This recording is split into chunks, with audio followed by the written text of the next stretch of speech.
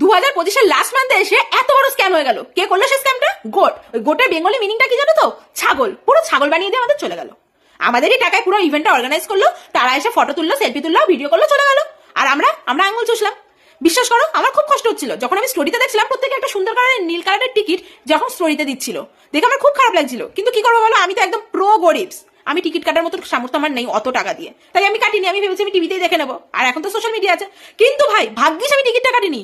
আমি এখন নিজেকে নিজে গরিব বলে না আমি প্রাউড ফিল করছি, নাহলে আজকে আমাকেও আফসোস করতে হতো আর আমারও মাথাটা আরো বেশি গরম হয়ে যেত। কিন্তু কি করবো, মাথা তো আমার গরম হচ্ছেই, কারণ আমি কলকাতায় থাকি আর আমার কলকাতার কিছু মানুষ কত কষ্ট করে টিকিটটা কেটেছে, কত কষ্ট করে। কেউ জোম্যাটো ডেলিভারি করে, কেউ সুইগির ডেলিভারি করে, কেউ ইনসেন্টিভের টাকা সারা মাস কষ্ট করে ইনসেন্টিভের টাকা জমে সেটা দিয়ে, কেউ সারা বছরের সামর্থ্যটা দিয়ে আজকে টিকিটটা কেটেছে।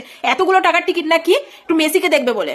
কেউ কত দূর দূর থেকে চলে এসছে ফ্লাইটে করে, এত টাকার ফ্লাইটের টাকার টিকিট কেটে এখানে এসে রুম স্টে করে এত টাকার টিকিট কেটে এখানে দেখতে এসছে একটুকুনি মেসিকে দেখবে বলে। বিশ্বাস করো তোমাদের মতো একটুকুনি সেলফি তুলবে বলে আসেনি, জাস্ট একটু দেখবে, সেটাও পারেনি, সেটাও দেখতে পারেনি। এইটুকুই। কেন পার যেত না? যেত না, পুরো মাঠটাই একবার ঘোরানো যেত না, যাতে সবাই একবার দেখতে পায়, তাহলে তো এত ক্যাওয়াজ হতো না। তোমরাই তোমাদের এই ক্যাওয়াজের জন্য দায়ী, জানো তো? তোমরা যখন মেসিকে ঘিরে পুরো দাঁড়িয়েছিলে, কোনো ইভেন্ট অর্গানাইজেশনের চোখে পড়লো না যে কেউ দেখতে পাচ্ছে না গ্যালারি থেকে? মনে পড়লো না? টিকিটটা কাটার টাকাটা গোনার সময় খুব মনে পড়ছিল না?